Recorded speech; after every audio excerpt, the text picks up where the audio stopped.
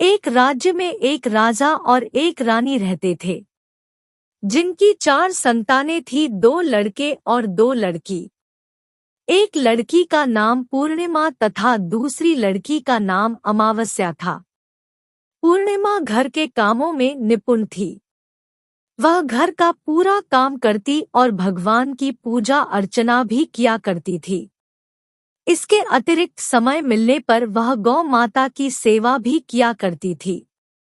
उसकी दूसरी बहन अमावस्या ना ही घर का कोई काम करती थी, ना ही भगवान की पूजा अर्चना करती थी और ना ही गौ माता की सेवा करती थी। पूर्णिमा सर्वगुण संपन्न थी। फिर भी राजा और रानी अपने दोनों बेटों तथा पुत्री अमावस्या को ही ज्यादा प्यार करते थे और वे पूर्णिमा के साथ भेदभाव करते थे। राजा के चारों पुत्र और पुत्री धीरे धीरे बड़े हो गए। राजा ने अपने दोनों पुत्रों का विवाह योग्य कन्याओं के साथ करा दिया। इसके बाद रानी ने राजा से कहा कि अब दोनों पुत्री विवाह के योग्य हो गई है और इन दोनों का विवाह भी करा दो। लेकिन पुत्री अमावस्या का विवाह किसी बड़े खानदान में कराना और पूर्णिमा का विवाह किसी गरीब परिवार में कराना, क्योंकि पूर्णिमा को केवल भगवान की पूजा पाठ करना और गाय की सेवा करना पसंद है। अब रानी ने राजा को दोनों पुत्रियों का रिश्ता तय करने के लिए भेज दिया। राजा ने अपने पड़ोसी राज्य में जाकर वहां के राजा के पुत्र से अमावस्या का रिश्ता तय कर दिया और वहीं पास के गांव में जाकर एक गरीब परिवार के लड़के से पुत्री पूर्णिमा का रिश्ता भी तय कर दिया। यह सारी बात जाकर राजा ने अपनी रानी से बताई तो रानी यह सोचने लगी कि अब देखते हैं कि भगवान इसकी मदद कैसे करते हैं। यह बहुत ही पूजा पाठ करती है और भगवान में मगन रहती है। पूर्णिमा का भाई और उसकी भाभी पूर्णिमा से बहुत प्यार करते थे, क्योंकि पूर्णिमा उनके घर के कामों में उनका हाथ बटाती थी और यही उसकी दूसरी बहन अमावस्या उन पर अपना रोब जमाती और घर का कोई कार्य नहीं करती। कुछ समय बीत जाने के बाद दोनों पुत्रियों का विवाह हो जाता है। राजा और रानी विवाह के बाद अपनी दोनों पुत्रियों की विदाई देते हैं। विदाई देते समय राजा और रानी पुत्री अमावस्या को बहुत सारा धन और दौलत देकर विदा करते हैं और पूर्णिमा को कुछ भी नहीं देते, खाली हाथ अपने घर से विदा करते हैं। इसके बाद दोनों बहनें अपने अपने ससुराल को चली जाती है। कुछ दिन बीत जाते हैं और एक दिन अमावस्या अपने घर पर शिव जी की कथा रखती है, जिसमें वह सभी गांव वाले को निमंत्रण देती है और अपनी बहन पूर्णिमा को नहीं बुलाती। जब गांव की सभी औरतें अमावस्या के यहाँ जाती है तो यह सब दृश्य पूर्णिमा अपने घर के दरवाजे के बाहर बैठकर देख रही होती है। तब वहां से गुजर रही औरतें पूर्णिमा से कहती है कि तुम्हारी बहन के यहाँ शिव जी की कथा रखी गई है, क्या तुम नहीं चलोगी? पूर्णिमा ने कहा, मुझे निमंत्रण नहीं आया है, मैं नहीं जा सकती। सभी गांव की औरतों ने पूर्णिमा से कहा, बुलाया नहीं तो क्या हुआ, भगवान शिव की कथा है, तुम हमारे साथ चलो। गांव की सभी औरतों की बात मानकर पूर्णिमा भी उनके साथ भगवान शिव की कथा में अमावस्या के घर चली जाती है। जब अमावस्या की नजर पूर्णिमा पर पड़ती है तो वह कहती है कि तुम यहाँ कैसे चली आई, मैंने तो तुम्हें बुलाया भी नहीं था। खैर कोई बात नहीं, अब तुम आ ही गई हो तो चुपचाप बैठी रहना। और यह कहते हुए अमावस्या में पूर्णिमा की गरीबी का भी मजाक उड़ाया।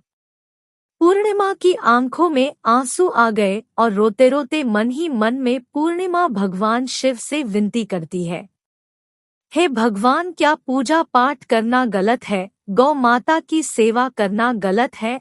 आखिर मेरी गलती क्या है? आप मुझ पर अपनी कृपा दृष्टि कब बनाएंगे। पूर्णिमा बार बार भगवान शिव से यही कहती रहती। इतने में शिव कथा पूरी हो जाती है और अमावस्या भगवान का प्रसाद बांटने लगती है।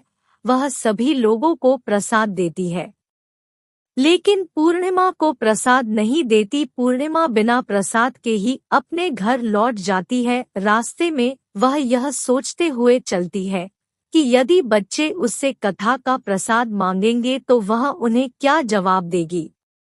ऐसा सोचते हुए वह अपने घर आई। घर आने के बाद वह अपने पति और बच्चों से कहती है कि वह अपने मायके जा रही है। पति ने कहा ठीक है, और कुछ समय के बाद पूर्णिमा अपने मायके के लिए रवाना हो गई। चलते चलते रास्ते में एक चबूतरा आया जिस पर तुलसी का पौधा लगा था। उस चबूतरे पर एक बूढ़ी अम्मा बैठी हुई थी। वह कोई और नहीं, साक्षात तुलसी माँ थी। उस बूढ़ी माता ने पूर्णिमा से कहा, बिटिया तुम कौन हो और कहाँ जा रही हो। पूर्णिमा अपना परिचय देती है। परिचय देने के बाद बूढ़ी औरत ने पूर्णिमा से कहा कि यहाँ तुलसी का पौधा सूख रहा है, इसमें थोड़ा सा पानी डाल दो और इस चबूतरे की साफ सफाई कर दो जिससे मुझे थोड़ी ठंडक मिलेगी। पूर्णिमा ने कहा कि ठीक है माँ, मैं तुलसी में पानी डाल देती हूँ और यहाँ की साफ सफाई भी कर देती हूँ। पूर्णिमा ने साफ सफाई करने के बाद बूढ़ी अम्मा को भी नहला दिया और बूढ़ी अम्मा की भी सेवा की, उनके पैर दबाए और बूढ़ी अम्मा से कहा कि माँ जी और बताइए मैं आपकी क्या सेवा करूँ, और कोई काम है तो बता दीजिए मैं कर दूंगी। बूढ़ी अम्मा ने कहा कुछ नहीं, अब तुम जाओ और वापस आते समय मुझसे मिलते हुए जाना। पूर्णिमा ने बूढ़ी अम्मा से कहा ठीक है माँ जी, मैं जाती हूँ, वापस आते वक्त आपसे मिलते हुए जाऊंगी। कुछ समय आगे चलने के बाद एक शिव मंदिर आया। वहां पर उसे एक बूढ़े बाबा मिले जो मंदिर के बाहर बैठे हुए थे। वह कोई और नहीं, साक्षात भोलेनाथ थे। उन्होंने पूर्णिमा से कहा कि कहाँ जा रही हो बेटी, तुम कौन हो। तब पूर्णिमा ने अपना परिचय दिया। फिर उस बूढ़े बाबा ने पूर्णिमा से कहा, इस चबूतरे की और इस मंदिर की सफाई कर दो। तब पूर्णिमा ने मंदिर की और चबूतरे की साफ सफाई कर दी। वह वहां पर पूजा पाठ अर्चना भी की। सफाई पूजा अर्चना करने के बाद उन्होंने बूढ़े बाबा को भी नहला दिया और उनसे कहा कि बाबा और कोई काम हो तो बताइए।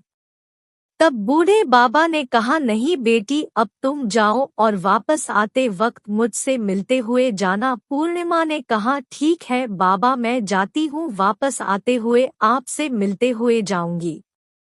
आगे चलते चलते कुछ दूर चलने के बाद पूर्णिमा को एक काली जी का मंदिर दिखा। वहां भी एक बूढ़ी अम्मा चबूतरे पर बैठी हुई थी। उस बूढ़ी औरत ने भी पूर्णिमा से कहा कि बेटी तुम कौन हो, कहाँ जा रही हो। तब पूर्णिमा ने उस बूढ़ी औरत को भी अपना परिचय दिया। बूढ़ी औरत ने पूर्णिमा से कहा कि बेटी यहाँ पर सभी पूजा पाठ करने के लिए आते हैं, लेकिन मंदिर की साफ सफाई करने के लिए कोई नहीं आता, इसीलिए तुम मंदिर की और चबूतरे की साफ सफाई कर दो। पूर्णिमा ने कहा ठीक है माता जी। पूर्णिमा मंदिर की और चबूतरे की साफ सफाई कर देती है, पूजा पाठ भी करके माता जी का श्रृंगार करती है।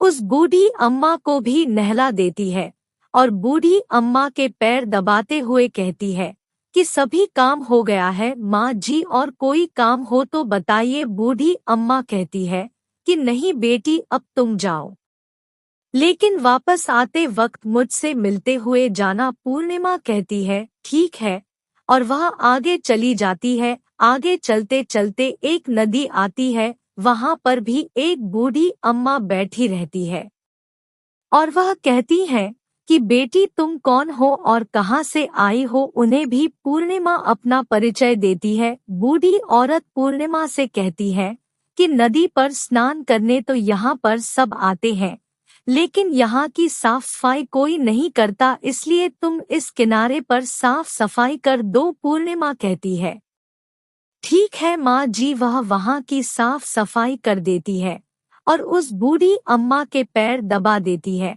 और कहती है माँ जी और कोई काम हो तो बताइए। बूढ़ी औरत कहती है कि कुछ नहीं बेटी, तुम जाओ लेकिन वापस आते वक्त मुझसे मिलते हुए जाना। और वह नाव में बैठकर नदी के दूसरे किनारे पहुँच जाती है। थोड़ी देर में वह अपने मायके पहुँच जाती है। वहाँ पर पूर्णिमा के भाई और भाभी उसे देखकर बहुत खुश हो जाते हैं। वे पूर्णिमा की बहुत खातिरदारी करते हैं और उससे बहुत सारी बातें करते हैं और कहते हैं कि बच्चों को भी साथ में लेकर आती तो बहुत अच्छा होता। अब कुछ समय के बाद पूर्णिमा ने वापस अपने ससुराल जाने को कहा तो उसकी भाभी ने उसके लिए एक साड़ी दी और बच्चों के लिए कपड़े और खाने पीने की कुछ चीजें रख दी। पूर्णिमा की भाभी ने यह थैला पूर्णिमा के हाथ में दे दिया और कहा कि जाओ और जल्दी वापस आना। इसके बाद पूर्णिमा वहां से अपने ससुराल के लिए रवाना हो गई और नदी के किनारे पहुंची और नाव में बैठकर दूसरे किनारे पर उतर गई। वहां पर उतरने के बाद वहां पर उसे वही बूढ़ी अम्मा मिली जो साक्षात गंगा मैया थी। उस बूढ़ी अम्मा ने पूर्णिमा को एक थैला दिया और कहा कि इसे अपने घर जाकर ही खोलना। अब पूर्णिमा के पास 2 थैले हो गए थे। उन्हें लेकर पूर्णिमा वहां से रवाना हुई। आगे कुछ दूर चलने पर काली माँ का मंदिर आया। वहां पर काली माँ बूढ़ी माँ के रूप में विराजमान थी। उसने कहा आ गई बेटी पूर्णिमा। पूर्णिमा ने कहा हाँ माँ जी मैं आ गई। तो काली माँ ने उसे एक थैला दिया और कहा तुम यह थैला अपने घर जाकर खोलना। अब पूर्णिमा के पास 3 थैले हो गए थे। तीनों थैली लेकर पूर्णिमा आगे बढ़ी। कुछ दूर जाने पर शिव जी का मंदिर आया जहां बूढ़े बाबा के रूप में शिव जी स्वयं विराजमान थे। बूढ़े बाबा ने कहा पूर्णिमा तुम वापस आ गई। पूर्णिमा ने कहा हाँ बाबा मैं वापस आ गई। बूढ़े बाबा ने भी पूर्णिमा को एक थैला दिया और कहा कि यह थैला तुम घर जाकर ही खोलना। पूर्णिमा ने कहा ठीक है बाबा। अब पूर्णिमा के पास 4 थैले हो गए थे। पूर्णिमा 4 थैले पहले को अब कैसे ले जाती। उसने एक पुरानी साड़ी निकाली और उन सभी खेलों का एक गड्ढा बना लिया और सर पर रख कर वहां से रवाना हो गई। कुछ दूर जाने के बाद उसे तुलसी माँ बूढ़ी औरत के रूप में मिलती है और कहती है पूर्णिमा तुम आ गई। पूर्णिमा कहती है हाँ माँ जी मैं आ गई। वह बूढ़ी औरत भी उसे एक थैला देती है कि यह थैला तू अपने घर जाकर ही खोलना। पूर्णिमा कहती है ठीक है माँ जी। अब पूर्णिमा के पास 5 थैले हो गए थे। पूर्णिमा वहां से रवाना हुई तो वापस अपने घर पहुंच गई। पूर्णिमा ने और सबसे पहले अपने मायके का थैला खोलकर देखने लगी। उसमें बच्चों के लिए अच्छे अच्छे कपड़े और खाने पीने की चीजें थी और उसमें कुछ गहने भी थे। पूर्णिमा ने कपड़े अपने बच्चों को दे दिए और खाने पीने की चीजें भी बच्चों को दे दी। बच्चे यह सब पाकर बहुत खुश थे। अब पूर्णिमा ने दूसरा थैला खोला जो उसे गंगा मैया ने दिया था। उसमें ढेर सारे हीरे जवाहरात सोना चांदी आदि था। इसके बाद अब पूर्णिमा ने तीसरा थैला खोला जो उसे काली माँ ने दिया था। उसमें बहुत सारा 16 श्रृंगार का सामान भरा हुआ था। इसके बाद पूर्णिमा ने चौथा थैला खोला जो उसे भगवान शिव ने दिया हुआ था। उसमें बहुत सारा धन संपत्ति भरा हुआ था और बहुत सारी खुशियां भरी हुई थी। इसके बाद अब पूर्णिमा ने 5वां थैला खोला जो उसे तुलसी माँ ने दिया था। उसमें चावल दाल और 7 प्रकार की खाने की चीजों से भरा हुआ था। अब पूर्णिमा के घर में किसी भी चीज की कमी नहीं थी। उसका घर धन धान्य से भरा हुआ था और परिपूर्ण था। अब पूर्णिमा और उसका परिवार सुख में जीवन व्यतीत करने लगा। अब पूर्णिमा के मन में विचार आया कि क्यों ना शिव जी की कथा कराई जाए और शिव जी की कथा में एक कार्यक्रम रखा। पूर्णिमा ने गांव के सभी लोगों को निमंत्रण दिया और घर घर जाकर सभी लोगों को बुलाया। पूर्णिमा अपनी बहन अमावस्या के घर भी गई और अमावस्या को भी शिव जी की कथा के लिए उसने अपने घर पर बुलाया। जब अमावस्या पूर्णिमा के घर शिव जी की कथा में आई तो उसने देखा कि पूर्णिमा के घर में किसी भी चीज की कोई कमी नहीं है। इतना सारा धन दौलत देखकर अमावस्या आश्चर्यचकित हो गई। उसने पूर्णिमा से कहा कि तुम्हारे घर में इतनी धन और दौलत कहाँ से आई। पूर्णिमा ने कहा, देखो बहन, तुमने शिव जी की कथा में मुझे नहीं बुलाया था, फिर भी मैं चली आई और तुमने मुझे प्रसाद तक नहीं दिया और मेरी गरीबी का मजाक भी उड़ाया। उसके बाद मैं अपने घर आ गई और घर आते हुए मन ही मन में सोच रही थी कि अपने मायके जाऊंगी, और मैं अपने मायके चली गई और जो कुछ घटना इस बीच हुई वह सभी घटना अपनी बहन अमावस्या को बताती है। तो अमावस्या कहती है कि तुम भी मुझे प्रसाद मत दो और मुझे डांट लो, लेकिन पूर्णिमा ने कहा कि यह तो भगवान का प्रसाद है, मैं तो सबको दूंगी और तुम्हें भी दूंगी। फिर भी अमावस्या ने प्रसाद नहीं लिया और वह सीधे अपने घर चली गई। घर जाकर अपने बच्चों से कहकर वह अपने मायके जाने के लिए तैयार हो गई और मायके के लिए निकल गई। उसे भी रास्ते में चलते चलते तुलसी माँ मिली, जो चबूतरे पर बूढ़ी माँ के रूप में बैठी हुई थी। बूढ़ी माँ ने अमावस्या से कहा कि बेटी, कौन हो तुम और कहाँ जा रही है। अमावस्या ने अपना परिचय दिया। बूढ़ी माँ ने कहा, बेटी, यह तुलसी का पौधा सूख रहा है, इसमें थोड़ा सा पानी डाल दो और इस चबूतरे की साफ सफाई कर दो। इस पर अमावस्या ने कहा, बुढ़िया, तुझे दिखाई नहीं दे रहा कि मैंने इतनी महंगी साड़ी पहन रखी है, यह गंदी हो जाएगी। ऐसा कहकर वह वहां से आगे चली गई। आगे जाने पर उसे भगवान शिव मिले, जिसे भी उसने ऐसा ही कहा। उसके बाद आगे जाने पर उसे काली माँ मिली, उनसे भी उसने यही सारी बातें कहीं। आगे जाने पर उसे गंगा मैया मिली, उनसे भी उसने यही सब कहा और आगे चली गई। इसके बाद अमावस्या जब नाव में बैठने लगी तो उस नाव में फूलों की जगह कांटे भरे थे जो उसके पैरों में चुभ रहे थे। किनारे पर उतरकर वह अपने मायके चली गई। जब वहां उसे उसकी भाभियों ने तथा भाइयों ने देखा तो मन ही मन में कहने लगे कि काम की ना काज की, 2.5 मन अनाज की। अब आ ही गई हो तो ठीक है, पूर्णिमा तो हमारे कामों में हाथ बटाती थी, यह कोई काम करेगी नहीं। अब उन्होंने खाना बनाया और खा पीकर सभी सो गए। अमावस्या जब सुबह उठी और अपनी भाभियों से कहा कि मैं अपने ससुराल जा रही हूँ। उन्होंने कहा कि ठीक है, जाओ। अमावस्या बोली, पूर्णिमा को तो तुमने एक थैला दिया था और मुझे कुछ नहीं दोगी। भाई और भाभी ने कहा कि तुम घर जाओ, थैला तुम्हारे घर पहुंच जाएगा। फिर अमावस्या वहां से निकल गई और नदी के किनारे पहुंची। वहां गंगा मैया बूढ़ी औरत का रूप धारण करके बैठी हुई थी। बूढ़ी माँ ने कहा, आ गई बेटी? तो उसने कहा, हाँ, मैं आ गई। अमावस्या ने कहा, तुमने पूर्णिमा को एक थैला दिया था और मुझे नहीं दोगी क्या? बूढ़ी अम्मा ने कहा, तुम घर जाओ, थैला तुम्हारे घर पहुंच जाएगा। इसके बाद आगे जाने पर उसे काली मैया मिली, जिसने भी अमावस्या को यही कहा। इसके बाद आगे जाने पर उसे शिव भगवान मिले, जिन्होंने भी अमावस्या से यही कहा। इसके बाद आगे जाने पर उसे तुलसी माँ मिली और उन्होंने भी अमावस्या से यही कहा, तुम घर जाओ, थैला तुम्हारे घर पहुंच जाएगा। अमावस्या अपने घर पहुंच गई। आंगन में देखा तो वहां पर 5 थैले पड़े हुए थे। अमावस्या ने मन ही मन सोचा कि अब तो मेरे पास बहुत सारी धन और दौलत आ जाएगी।